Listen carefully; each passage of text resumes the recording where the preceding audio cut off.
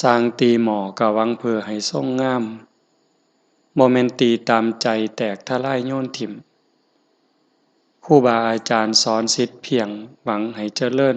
เฮืองหงบ่แม่นตีเล่นๆหวังให้เจ้าตายดอกนะโบราณเพิ่นสอนกันบ่ทนองค์ของภิกษุบวชใหม่เพิ่นก็มีอยู่ทนต่อคำสั่งสอนนั่นจังสิเจริญนักธรรมตรีเพิ่นสอนอยู่เด้องค์แห่งภิกษุบวชใหม่เนี่ยโยมก็ต้องศึกษา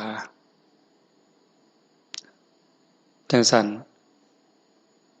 เหตุการณ์เหตุงานกวดตาดคือกันโซกันวงเว้งเนี่ยเศร้าโลดบ่มีความเจริญอย่าหวังบ่ได้ ได้ก็ได้ความหูล้มๆแหลงๆจากหนังสือหนังหาตำรับตำราจากการอ่านการจำแต่ว่ามันเข้าไปสู่ใจบ่บัดนี้ท่องได้จำได้มันก็นกแก้วนกขุนทองแก้วจ๋าแก้วจ๋านี่มันก็ว่าเป็นเด้มันเป็นนกขุนทองคนพามันว่าแก้วจ๋ามันก็แก้วจ๋ากินข้าวกับอะไรกินข้าวกับกล้วยเนี่ยมันก็ว่าได้จังซั่นกันเฮาได้คมใจได้ฝึกมีสติอยู่ถึงเวลาเว้าเฮาก็เว้าเป็นเหตุเป็นผลเป็นเรื่องเป็นราวเข้าใจกันแล้วอย่าพร่ำเพรื่ออย่าโศกันหลายญาติโยมคือกันได้เว้าถ้าเฮาซุมื้อยุคปัจจุบันนี่มันไกลกันหลายกับครั้งพุทธกาลมันจังบ่เจริญ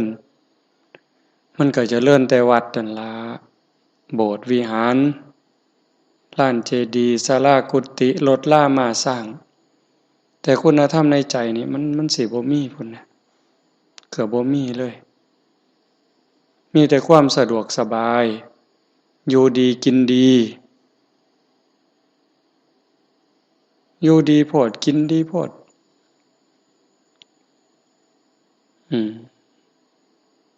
บางเทื่อนั้นนอกจากตักใส่บาตรมาแล้วต้มยำสดร้อนๆอายทวนๆมาตั้งข้างผู้เพิ่นมีบารมีเด้ในบาตรก็ฉันว่าฉันในบาตรฉันเทื่อเดียวแต่ว่าก็มีต้มยำอายทวนๆสดนี่ฉันเทื่อเดียวฉันในบาตร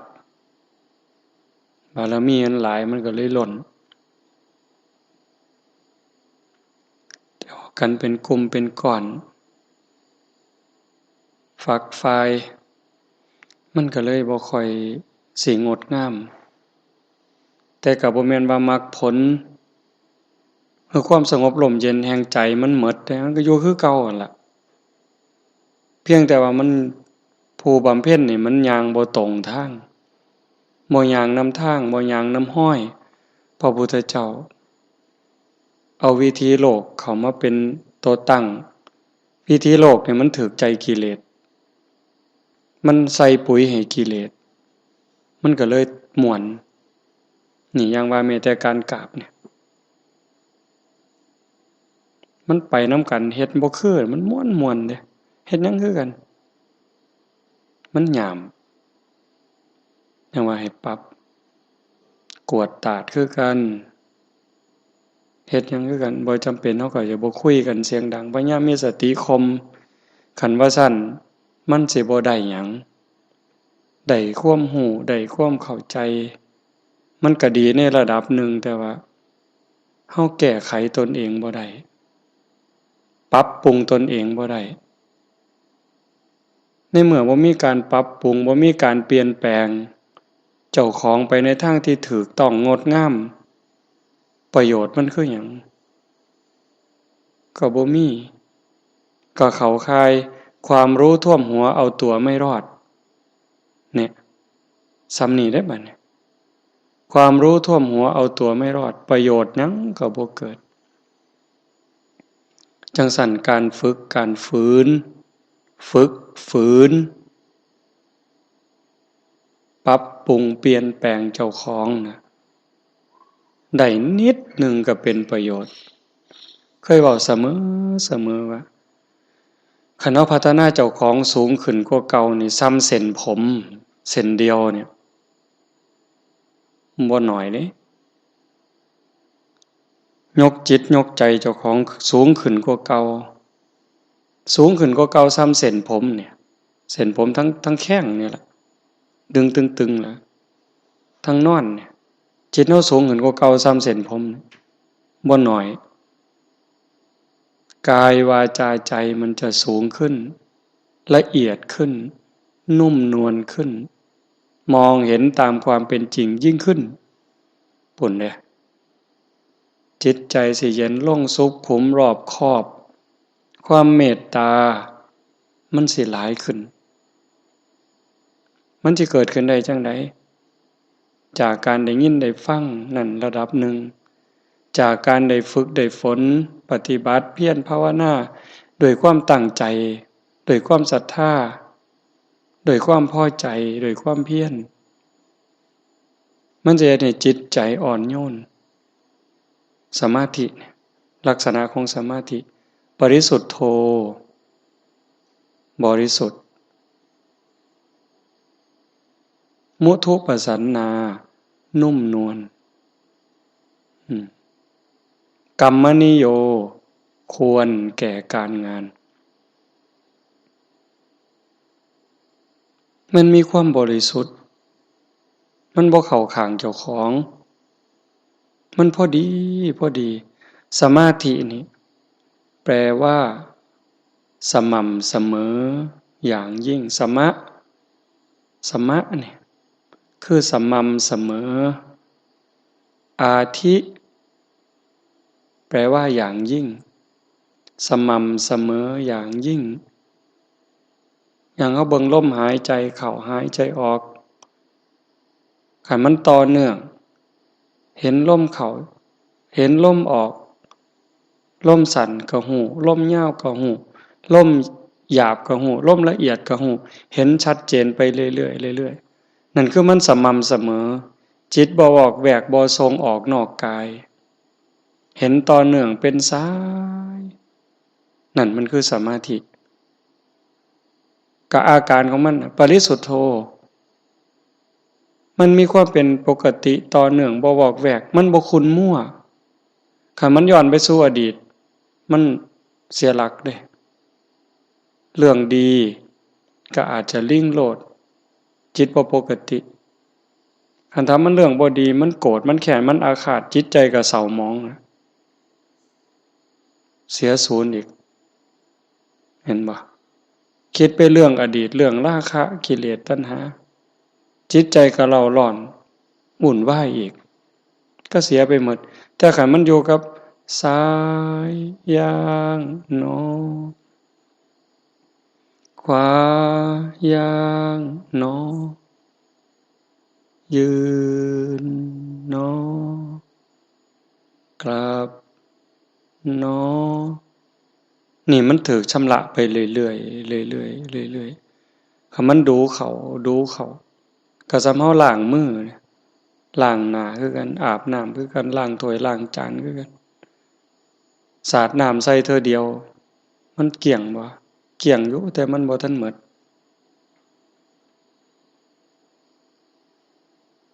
บางเทื่อก็มันแช่น้ำไว้โดนๆ ฝุ่นละอองในน้ำมันก็ค่อยจับเกาะในจานเกาะในโอมันก็สิมึนๆ5 มื้อ10 มื้อเดือนหนึ่งจานเฮาสมมุติว่ามันเป็นจานขาวๆมันเริ่มสิเป็นสีเทาๆดำๆขึ้นเรื่อยๆเรื่อยๆทั้งๆที่แช่อยู่ในน้ำเด้ ฝุ่นที่มีในน้ำมันไปเกาะไปจับมาเจ้าขึ้นมาจับบ่ดีมืนหลวยเลยดิเฮาอย่างไหนมันสิเกี่ยงสีเธอเดียวหะเธอเดียวก็บ่เกี่ยงดู3 รอบ4 รอบ5 รอบสีไปเอาน้ำเทผ่านด้วยมือเปล่าก็เกลี้ยงก็สะอาดระดับหนึ่งแต่คันใส่น้ำยาล้างจานสกอตไบรท์หรือเศษผ้าขี้ริ้วถูนำเกลี้ยงสะอาดมื่นจิตใจคือกันล้างจิตล้างใจก็ต้องอาศัยความเพียรพยายามความต่อเนื่องเข้าใจนำเด้มีความเข้าใจรู้ลักษณะอาการนำวิสุทโธอปริสุทโธก็อันเดียวกันเนี่ยวิสุทโธบริสุทธิ์ปริสุทโธบริสุทธิ์คือสะอาดโดยรอบเลยบัดนี้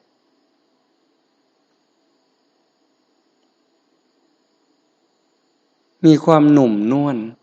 มันอ่อนโยนลงไปเป็นปกติเด้นั่งเทื่อนี่ไห้บนนี้น้ำตาไหลมันอิ่มมันเกิดปีติเกิดความภูมิใจ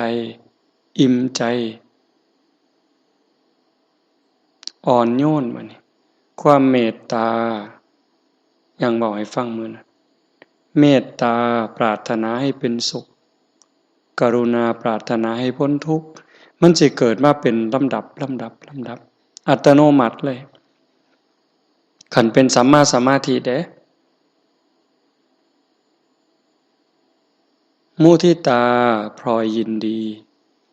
เคยอิจฉาแข่งดีแข่งเด่นมันสิจางไปเลยคันมันเดินถูกทางมันน่ะคันมันเข้าห้องมันเว้าภาษาบ้านเฮานะคันมันเข้าห้องถ้ำนะเคยอิจฉาเคยแข่งดีแข่งเด่นมันสิลดลงจากเคยร้อนร้นสิกลายเป็นซุ่มเย็นในใจคันมันถูกมุทิตาอุเบกขาว่างเฉยในอารมณ์เป็นล่ะคุณธรรมสิเกิดก่อเกิดขึ้นมาซ้ำใดคุณธรรมซ้ำใดก็ซ้ำปุถุชนนี่แหละมันบ่เดือดร้อนมันร่มเย็นมันบ่ทุกข์เห็นบ่คันบ่ฝึกมันได้บ่บัดนี้จำจากตำราจำจากครูบาอาจารย์เว้ามันก็จำได้แต่มันบ่ได้ซ้ำกับเฮาฮู้เงินอยู่นี่ฮู้เงินหมดซุคนเหรียญสลึงก็ฮู้เหรียญ50ก็ฮู้เหรียญบาทก็ฮู้เหรียญ5ก็ฮู้เหรียญ10ก็ฮู้แบ่ง20แบ่ง100แบ่ง500แบ่ง1,000เฮาก็ฮู้แต่ว่าคันมันบ่แม่นเงินเฮาล่ะใช้ได้บ่บัด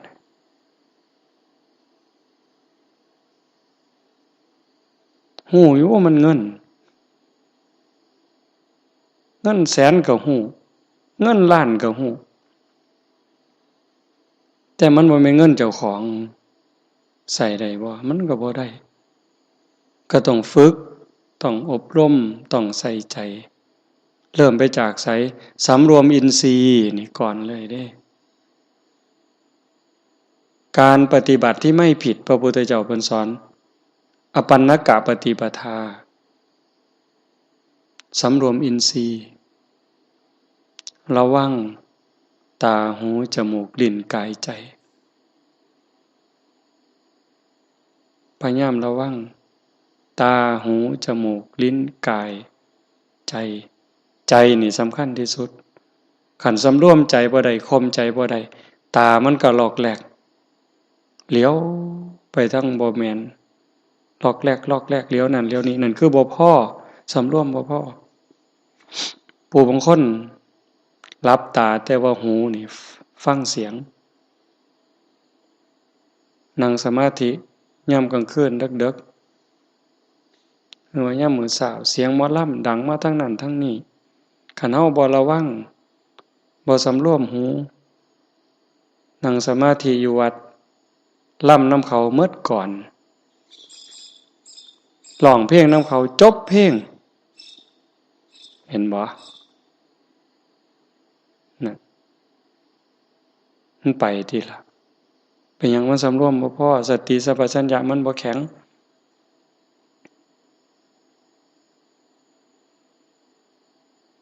ใจน่ะมันสำคัญกันฝึกใจได้แล้วก็ค่อยๆฝึกมื้อนึงบ่ได้ดอกค่อยๆผู้เคยแอบเกียนนะผู้เฒ่าเพิ่นว่าแอบสมัยซุมื้อเด็กน้อยเขาบ่ฮู้ดอกแอบงัวเข้าเกียนคือมันลากแอบไถเอาข้วยนี่ไถเพิ่นเอิ้นว่าแอบงัวแอบข้วยไถหน้าลากเกียนก็บ่ได้มื้อเดียวจากลากผู้หนึ่งจูงสนเข้ามันแล้วก็ฝึกใส่เสือกพัดซ้ายพัดขวาดึงให้มันหยุดให้มันไปให้มันเลี้ยวซ้ายมันหู้เนาะแปลกบ่หมู่เจ้าว่างัวข้วยมันก็ฝึกได้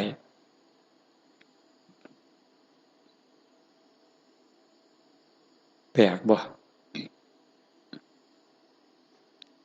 ให้มันเลี้ยวซ้ายเลี้ยวขวาถ้าไปมันไปมันก็ไป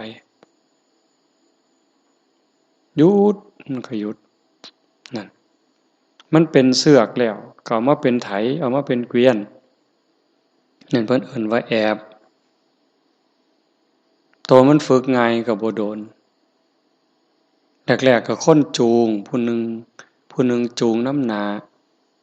พามันเลี้ยวจังซี่ก็ดึงจังซี่เลี้ยวไปทางหนึ่งก็พัดมันก็ฮู้จักพอกาวมันฮู้แล้วผู้ทางหน้าก็เซาบ่ต้องพามันไปผู้นำก้นก็ผู้ไถพี่ยังคอยถาบคอยดึงเสือกมันก็เป็นไปคนเฮาบัดนี้คันตั้งใจฝึกหวังความเจริญมันบ่ดีมันเป็นไปบ่ได้สำรวมอินทรีย์โภชเนมัตตัญญูตารู้จักประมาณในการบริโภคบ่แม่นตั้งแต่ข้าวน้ำอย่างเดียวของใส่ไม่ซ้อยเสื้อผ้าหน้าแพร่คันมันเกินพอดีมันก็ยุ่งยากคันมันบ่พอมันขาดเคินมันก็บ่สะดวกให้มันพอดีรวมถึงการเว้าการจานำเด้บริโภคเนี่ยชาคริยานุโยคไม่เห็นแก่หลับแก่นอนอันนี้ก็คือกันให้เพิ่นให้ประกอบการตื่นประกอบการตื่นมันก็ได้ตื่นในการภาวนาเฮ็ดหยังอยู่คันถ้าเฮานั่งสมาธิอยู่แต่ว่าจิตใจล่องลอยอันนี้บ่ต้องกล่าวกับนั่งหลับเด้ปล่อยจิตใจให้ลอยละล่องไปมันก็ส่ำกับหลับนั่นล่ะส่ำกับนอนย่างจงกรมอยู่แต่ก็ปล่อยใจลอยไปจักไปไสอันนี้ก็ส่ำพอกับหลับดีกว่าน้อยหนึ่งยิ่งเฮ็ดแบบสั่งกะตายให้มันแล้วๆไปผ่านมื้อผ่านเว้นไปก็ส่ำกับหลับเลยแหละแต่คันใส่ใจภาคเพียร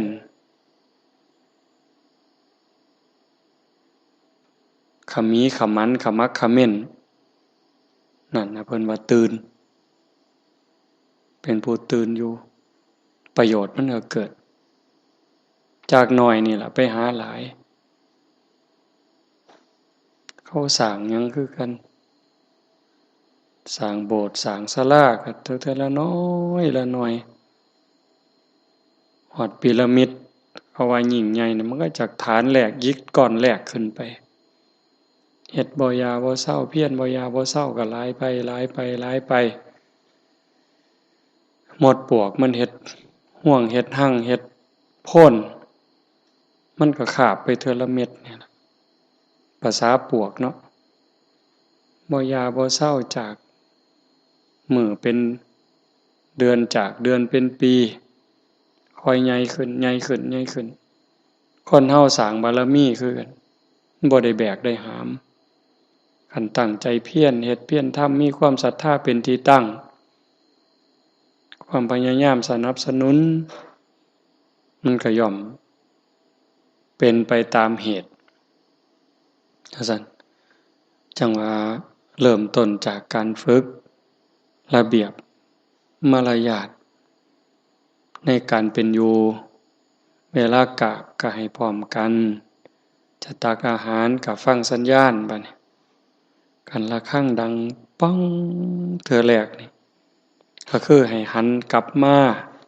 ทางพระประธานนั่นคือเตรียมตัวสิกราบแล้วหันกราบพร้อมกันหมดระฆังดังเทื่อที่สองป้องเฮากราบพร้อมกันหน้าผากถึงพื้นพุทโธเมนาโถเงยกราบหน้าผากถึงพื้นธัมโมเมนาโถเงยกราบหน้าผากถึงพื้นสังโฆเมนาโถเงยงดงามมันสำบายใจซุ้มเย็นอยู่ในใจจังซั่นนี่เล็กๆเด้ภาวิตกายพัฒนากายภาวิตศีล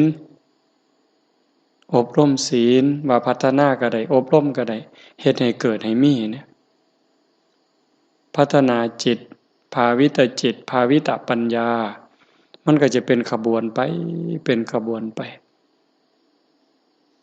ครูบาเฮาเด้อ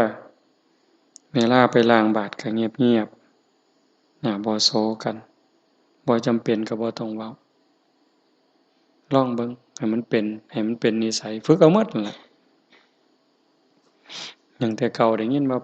ผมเป็นแนวนี้คันบ่แก้ไขล่ะก็จนตายอาการกายวาจาอย่างอื่นที่เราจะต้องทำให้ดีขึ้นไปกว่านี้ยังมีอยู่อีกเห็นบ่ปปัจฉิตอภินหปัจจเวกหนึ่งบัดนี้เรามีเพศต่างจากคฤหัสถ์แล้วอาการกิริยาใดๆของสมณะเราจะต้องทำอาการกิริยานั้นๆแม่ชีแม่ขาวคือกันเฮาใส่ชุดขาวชุดของผู้บำเพ็ญของผู้บวชก็ต้องแบบนั้นคือกันการเลี้ยงชีวิตของเราเนื่องด้วยผู้อื่นเราควรทำตัวให้เขาเลี้ยงง่ายอาการกายวาจาอย่างอื่นที่เราจะต้องทำให้ดีขึ้นไปกว่านี้ยังมีอยู่อีกไม่ใช่เพียงเท่านี้ตัวของเราเองติเตียนตัวเราเองโดยศีลได้หรือไม่ผู้รู้ใคร่ครวญแล้วติเตียนเราโดยศีลได้หรือไม่นะเราต้องพลัดพรากจากของรักของชอบใจทั้งหลายทั้งปวงเรามีกรรมเป็นของตนทำดีจากได้ดีทำชั่วจากได้ชั่วเรายินดีในที่สงัดหรือไม่วันคืนล่วงไปบัดนี้เราทำอะไรอยู่คุณวิเศษของเรามีอยู่หรือไม่เพื่อจะไม่ทำให้เราเป็นผู้เก้อเขินในเวลาเพื่อนบรรพชิตถามในการภายหลังหย่อร่วมคือความไม่ประมาทพระพุทธเจ้าสอนไว้เนี่ยคันนี้ใดจังสีมันงามโยมสิอยู่ป่าอยู่ดงอยู่บ้านอยู่เมืองงามเมิดเครื่องแต่งโตวสิเป็นผ้าเก่าผ้าขาดผ้าตาบก็งามผิวพรรณสีดำๆก็งามหน้าตาสีขี้ร้ายก็งามเพราะมันงามจากภายในมารยาทละมุนละไม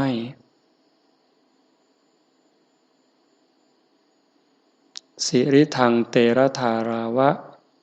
อโหสิอิติอิริยาปโทเพิ่นว่านุ่มนวลเหมือนน้ำมันเหลวไหลออกจากปากภาชนะนี่นักบวชนักบำเพ็ญเวลาลุกเวลาย่างก็คอยปรับให้มันนุ่มนวลอย่าให้มันไวเกินอย่าให้มันส่าเกินย่ำไวก็อีกเวลานึงแต่เวลาอยู่ปกติ ให้ความสำบายใจแก่คนให้มันคอยไปคอยมาคือเฮาเทศน์น่ะมันพืชมันสิย่วยน้ำมันเครื่องก็ย่วยคือสร้างยางเบิ่งบ่คักคือสร้างยางมันจะนุ่มนวลงดงามจังซี้แนวฝึกนะเวลาเช็ดบาดกันเฮาบ่นั่งประเปียบกันนั่งคุกเข่าเฝ้าเช็ดแห้งแล้วก็พึ่งแดดคันแดดร้อนก็จัก3นาทีคันแดดบ่ร้อนหลายปานใดก็จัก5นาทีแล้วก็ฟ้าวเก็บบ่แม่นตากบาดไว้คนก็จักหนีไปไสอันนี้ก็คือบ่รับผิดชอบนะอย่าไปตั้งไว้ในที่สูงอย่าตั้งไว้มอนี่อันคืออาจทรงนี่ก็พี่แล้วกระเบื้องแผ่นที่2เอาศอกวัดเบิ่งอย่างน้อยๆให้เขามาในเพราะว่าให้ย้านว่าย้านมันตกถ้ามันตกลงไปมันก็บิดก็เบี้ยวก็แตกได้รักษาบาดดีกว่าหัวเจ้าของหัวแตกดีกว่าบาดบุ้มมันไปพุ่นเด้เพราะว่าบาดนี่เป็นสมบัติที่พระพุทธเจ้ามอบให้แม่ขาวแม่ชีก็คือกาละมังนั่นเด้อันนี้คือเรื่องฝากจากการเป็นอยู่ในส่วนที่เฮาเพียรซอยกันรักษาวัดว่ากวดปัดเช็ดถูนี่มันงามแล้วล่ะดีแล้วถ้ามานั่งเบิ่งโยมพากันเฮ็ดยามเช้ายามแลงตั้งเทื่อก็ย่องในใจอยู่ถึงว่าจังได๋ก็ตามเฮาก็บ่ได้ดีอีหลีดอกแต่เฮาก็พออยู่วันเพิ่นดีเพิ่นเรียบร้อยกว่าเฮานี่ก็หลายไปเห็นไปพ้อลางเทื่อจนบ่กล้าฉันน้ำเพิ่นพุ่นเด้แม่ขาวแม่ชีเพิ่นมาต้อนรับคำเว้าคำจานุ่มนวลอย่างไปประเทศอินเดียออกมาต้อนรับหมอบกราบลงกับขี้ดินนั่งพับเพียบประนมมือขึ้นศาลาเพิ่นล้างตีน3เทื่อ3คุตักน้ำล้างตีน3เทื่อเช็ดผ้านี่ว่าแม่น10ผืนพุ่นขึ้นไปเขากราบก็งามเว้าก็งามเด้คำเว้าก็งามกราบก็งามมันงามอยู่แต่อาตมาก็บ่ฝึกโยมดอกมันเกินเฮามันบ้านนอกก็เอาพอส่ำนี้ล่ะให้มันพอดีเว้านะเจ้าค่ะมันก็เขินเว้ยให้มันพอดีส่ำเฮานี่อย่าให้มันขี้ร้ายกว่านี้ให้มันทรงโตอยู่ส่ำนี้ดีขึ้นกว่านี้ก็บ่ผิดจังซั้นน่ะความอดความทนความเพียรบ่อนอยู่บ่อนพักบ่อนเช้าก็พากันเบิ่งเพราะว่าจักผู้ใดสิมาเยี่ยมเฮาแหน่ผู้หนีร้อนมาเพิงเย็นผู้เย็นอยู่แล้วอยากเย็นยิ่งขึ้นแม่ชีแม่ขาวก็ตามพระเณรก็ตามบางเทื่อผู้เพิ่นอยากมาประพฤติปฏิบัตินำมาเลาะเบิ่งมันก็ไปเบิ่งกุฏิน้อยบ่อนใดว่างอยากไปพักอันเห็นเรียบร้อยก็คือความสะอาดน่ะมันหมายถึงศีลเครื่องใส่ไม้สอยที่เฮาใส่เฮาอยู่คือกันถ้วยชามน้ำมะกรให้มันเข้าที่เข้าทางเรียบร้อยก็เฮาก็ขี้ร้ายอยู่นี่ล่ะหม้องเต้นขาวเนี่ยมันยังบ่ทันเรียบร้อยของห้างของหยังก็มีก็ให้มันอยู่เป็นทีซะก่อนในส่วนอื่นๆนี่ก็เบิ่งว่าใช้ได้ลางเทื่อก็แอบอนุโมทนาญ้องในใจอยู่ให้เฮาอยู่กันแบบนี้ล่ะพออยู่พอเซามื้ออื่นก็อยากให้ไปหมดนี่แหละเอา รูปหลวงพ่อไปทรงถือว่าไปกราบไปคารวะเพิ่นน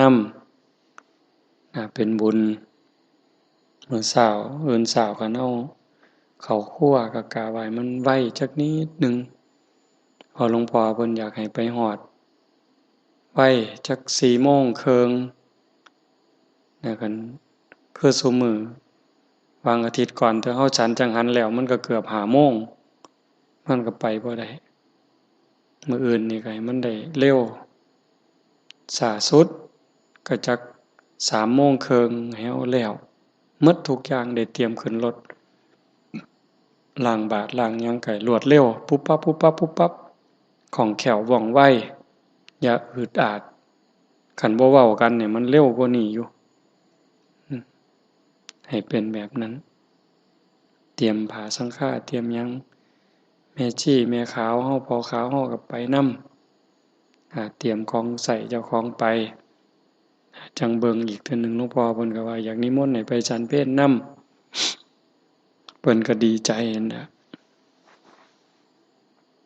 จังซั้นเอาบุญไปฝากแม่ขาวก็อาจสิมีอยู่เทิงพุ่นหลายบ้านหลายวัดอาจจะมาร่วมกันเฮาก็จังทะเบิ่งเฮาก็เบิ่งกันเวลานี้เคยเห็นเนี่ยเฮาบอกกันควกกันอาตมาว่าบ่งามบ่ต้องบอกกันต่างคนต่างบอกเจ้าของคันเห็นหมู่บ่เรียบร้อยก็แอบสะกิดพอรู้แต่ทุกคนก็ต้องพยายามระมัดระวังเจ้าของให้มันเรียบร้อยงดงามคำปากคำเว้าบ่เอิกกะเลิกเฮฮานั่นจึงเป็นในฐานะที่เป็นครูเป็นผู้ฝึกหมู่ก็ต้องได้แก้พระก็สิต้องได้แก้เดี๋ยวก็จะบอกในบางจุดผู้ใดควรสิแก้บ่อนใดคือให้มันงามยิ่งขึ้นหามื้อหนึ่งครูบาอาจารย์ล้มหายตายจากเฮาก็จังสิอยู่ได้คันมันบ่ได้แก้ไขนี่บางจุดมันเปราะบางมันเป็นเรื่องเปราะบางแรงอยู่เดะคำปากคำเว้ากิริยามารยาทบางเรื่องมันเฮ็ดบ่ได้ครูบาอาจารย์เว้าได้แต่เฮาเว้าบ่ได้ครูบาอาจารย์เฮ็ดได้แต่เฮาเฮ็ดบ่ได้เพราะมันบ่แม่นมือเฮากระดูกบ่พอคันภาษาหนึ่งเขาว่ากระดูกบ่ถึงอันคือนั่งยองๆนี่แหละเพิ่นเขาก็ให้หลวงปู่คูณผู้เดียวกูมึงก็ได้แต่หลวงปู่คูณหลวงปู่คูณเว้าบ่มีผู้ใดเครียด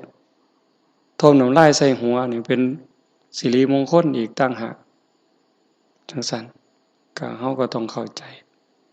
คอยปรับคอยเปลี่ยนคำแข็งกระด้างก็บ่ให้มันมีคอยลดลงลดลงลดลงลดลง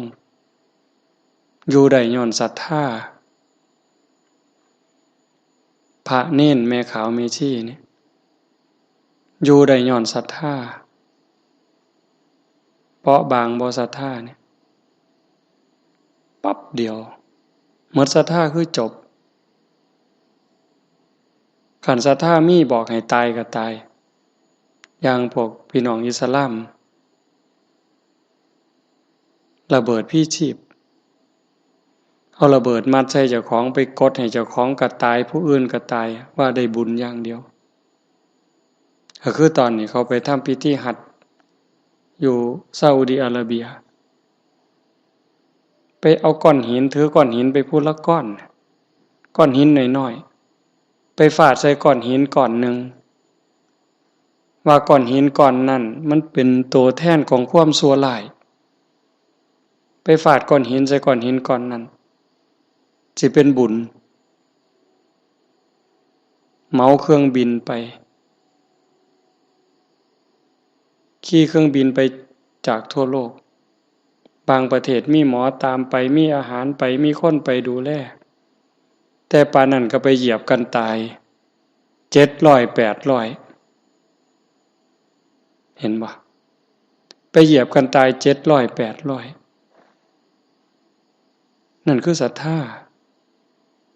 เดี๋ยวโดยความเป็นจริงความชั่วร้ายมันสิไปอยู่ในก้อนหินก้อนนั้นซั่นบ่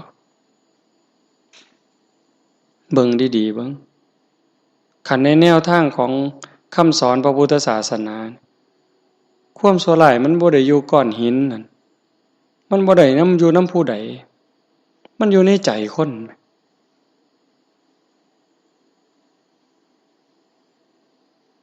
ดีชั่วมันอยู่ที่ใจคันมองให้มันดีมันก็ดีความชั่วมันก็บ่มีตัวมีตนความดีมันก็บ่มีตัวมีตนคือกันมันเป็นสภาวะโยมเคยใจหายอยู่ตั่ว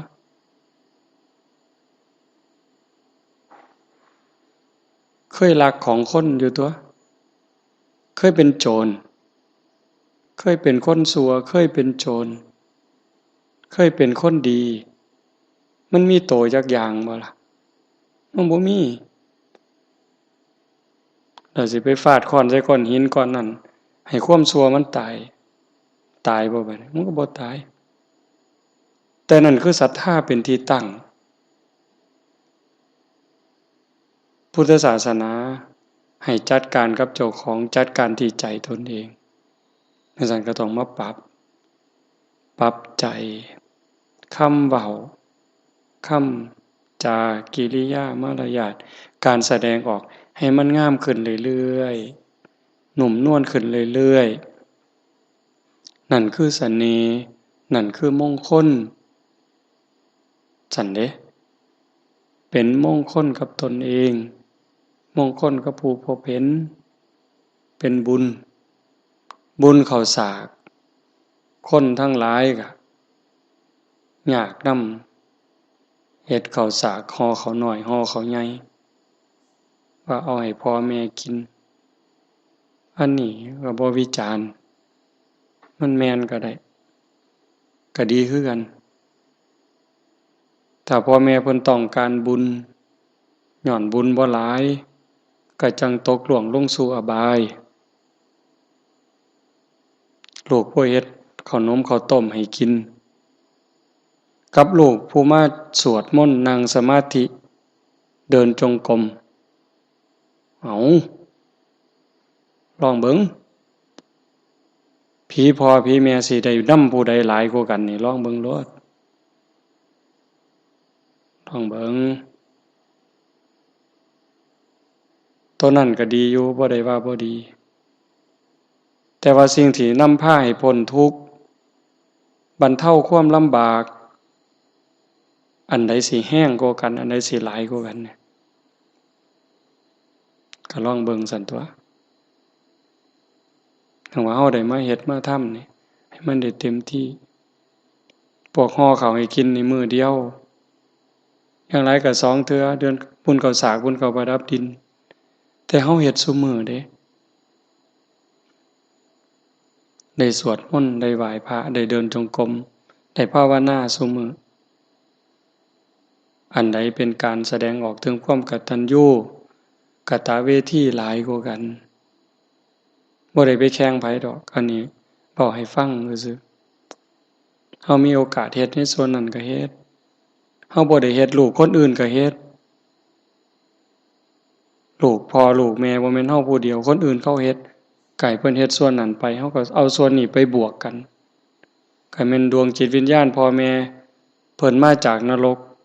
มาจากเปรตอสุรกายมาเห็นเฮาเดินจงกรมเห็นเฮานั่งสมาธิเห็นเฮาสวดมนต์ทำวัดเพิ่นอนุโมทนาสาธุปั๊บบุญเกิดกับเพิ่นวาบโลดเบาเด้หลวงปู่จันท่าคิดพ้อแม่เพิ่นเป็นคนบ่มีศรัทธาในวัดว่าศาสนาตายไปตกนรก ตายตกนรกบัดนี้หลวงปู่เพิ่นบวช บวชแล้วก็ปฏิบัตินี่แหละคือเฮานี่ติเดินจงกรมนั่งสมาธิแล้วก็ได้มาฝึกปาฏิโมกข์ท่องปาฏิโมกข์สวดปาฏิโมกข์สวดปาฏิโมกข์ยามใดจบแล้วก็อธิษฐานจิตส่งบุญให้แม่ส่งเรื่อยๆเรื่อยๆหูยามใดบัดหลานมาเกิดไปเกิดลูกน้องสาวมาเกิดเป็นหลานเจ้าของเหมือนกันเกิดลูกกับลูกสาวจนจำความได้เล่าให้ฟังว่าที่จริงนี่เป็นแม่ของหมู่เจ้าตกนรกโดยความเป็นจริงนั้นมันหนักแห้งโทษหลายแล้วก็สิอยู่นรกโดนหลายแต่ว่าโดยอานิสงส์ที่พี่ชายของหมู่เจ้าหลวงลุงเพิ่นไปเพิ่นสวดปาฏิโมกข์ยามใดเพิ่นก็แผ่เมตตาอุทิศบุญให้จากนรกเวจีมันขึ้นมาเทื่อละวืบวืบวืบแผ่เมตตายามใดสูงขึ้นมาเรื่อยๆแผ่เมตตายามใดสูงขึ้นเรื่อยๆจนหมดบาปหมดเวรหมดโทษก็จังได๋มาเกิดเชื่อก็ได้บ่เชื่อก็ได้เด้แต่ถามอาตมาเชื่อบ่เชื่อแล้วครูบาอาจารย์เพิ่นสิตัวเฮ็ดหยังจั่งซั้นบ่แม่นเล่นๆเด้พุทธศาสนาอันเดียวนี่ดอกโยมม่วนหมู่นั้นบ่เว้าถึงดอกบ่แม่นดอกได้อยู่ส่ำไปสวรรค์ไปสวรรค์นี่ได้เพิ่นได้ให้ทานได้คริสต์ก็ให้ทานอิสลามก็ทานพราหมณ์ศิกนี่ก็ให้ทานแม้ว่าพวกบ่นับถือศาสนาหยังเขาก็เฮ็ดสาธารณประโยชน์สร้างโรงพยาบาลสร้างถนนหนทางก็ได้หมดละบุญนั่นจิตใจดีจิตใจงามจิตสุดท้ายมันดีไปสวรรค์ได้หมดเดี๋ยวนี้ก็มีโอกาสไปพรหมอีกซ้ำอันตอนเขาละหมาดในอิสลามฮัลลอฮ์ถ้าจิตเขาอยู่กับอาการเนี่ยจิตนิ่งได้นั่นพวกคริสต์นั่งสมาธิคือเฮาล่ะซุมื้อหายใจเข้าเยหายใจออกสูเยสูคันจิตเกาะอยู่ในอารมณ์อันเดียวเป็นสมาธิมีสิทธิ์ถึงพรหมคือกันสำนักปฏิบัติธรรมบางหม่องอย่างโกเอนกาเขาบ่ได้บอกว่าเขาเป็นพุทธคันประกาศว่าเป็นศาสนาพุทธจะบ่ได้คนอื่นพอแต่ว่าจังซั่นปั๊บอิสลามก็มาคริสต์ก็มาพราหมณ์ก็มาทั่วโลกมาปฏิบัติพอปฏิบัติไปปฏิบัติไปพอจิตได้เสพอารมณ์บ่ต้องบอกดอกว่าอันนี้เป็นคำสอนของพระพุทธเจ้ามันฮู้เองยอมรับเองว่านี่คือพุทธศาสนาเนี่ยนั่นเห็นบ่รสชาติอันเดียวคือความสงบร่มเย็นวิมุตติรสถ้าซั่นเฮาอยู่กับของแท้ตะกี้ก็เว้าตามเพิ่นเนาะเกิดเป็นมนุษย์ได้เพราะพระพุทธศาสนาเฮาก็ว่ามันคักแต่ว่าเฮาได้ทำความเข้าใจไปเรื่อยไปเรื่อยพิจารณาอยู่เรื่อยๆเรื่อยๆคำเว้าเหล่านี้มันบ่แม่นคำเว้าเล่นเป็นคำเว้าที่มีค่ามหาศาลแต่ว่าเฮาให้เอาประโยชน์อย่าเพียงแค่ให้มันเป็นพิธีอย่าเพียงแค่ได้มาได้นุ่งขาวห่มขาวแล้วก็บ่ได้พัฒนาเจ้าของเป็นเทวดามันก็หมดเวลาได้ให้มันได้หลายกว่านั้นเป็นเทวดาคือกันสมมุติว่าแต่เทวดาห่างก็มีเด้เทวดาขี้ทุกข์ก็มีเสรีสกวิมานมีวิมานอยู่แต่มันว่างเปล่าโหลงเหลงถ้ามันเป็นเทวดาก็ชนิดที่ว่า มีบริวารก็ดีพร้อมวิมานก็สวยหรูพร้อมกว้างใหญ่ไพศาลพร้อมมีอยู่มีกินพร้อมหันมาเกิดเป็นคนอีกงามพร้อมฉลาดพร้อมรวยพร้อมโรคภัยไข้เจ็บน้อยอายุยืนลูกดีหลานดีพูนแล้วสร้างเอาเองหมดเด้นี่พระเจ้าไม่เกี่ยวพระพรหมไม่เกี่ยวตนเองล้วนๆเนี่ยหว่านพืชเช่นไรได้ผลเช่นนั้นเนี่ยจังว่าให้พยายามสิ่งที่บอกมื้อนี้ก็ปรับค่อยๆปรับมันบ่ได้มื้อเดียวก็ค่อยปรับมีสติระลึกได้ก็แก้ไขปรับเฮาจะดีขึ้นงามขึ้นที่จริงเนี่ยแต่ละศีลผ่านไปมาวัดคือไม่ออกบ้านโน้นสังเนี่ยวันศีลมาวัดกราบออกไปมือใหม่มันต้องมีแนวดีขึ้นกว่าเก่าอย่าใส่อยู่คือเก่ามาวันศีลนี่กลับออกไปให้มันมีแนวงามขึ้นกว่าเก่าคำเว้ามีสัจจะขึ้นกว่าเก่าความโลภลดลงกว่าเก่ามีเมตตาหลายขึ้นเว้าถึงพระสงฆ์องค์ข้าเจ้าอย่าจะไปนินทาพระ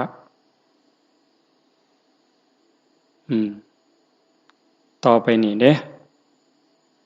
พระวัดเฮาก็ตามพระวัดอื่นก็ตามอยู่ไสก็ตามโยมอย่าเว้าเพิ่นสิขี้ร้ายก็ให้เป็นเรื่องของเพิ่นคันเพิ่นดีเพิ่นงามเฮากล่าวสรรเสริญเป็นมงคลกับปากแต่คันไปตำหนิไปเว้าเพิ่นในทางบ่ดีบ่งามมันบาปซื่อๆขาดทุนบ่ได้หยังขึ้นมาเลิกต่อไปนี้เลิกถือเป็นเรื่องคาลัมจังซั่นเด้อมื้อสู่คนนี่ล่ะสิอยู่วัดใดก็ตามวัดป่าวัดบ้านธรรมยุทธมหานิกายเพิ่นสิดีสิขี้ร้ายอีหยังต่างๆก็อย่าไปติฉินนินทาอย่าไปเว้าให้เพิ่นมันบ่เป็นประโยชน์มันขาด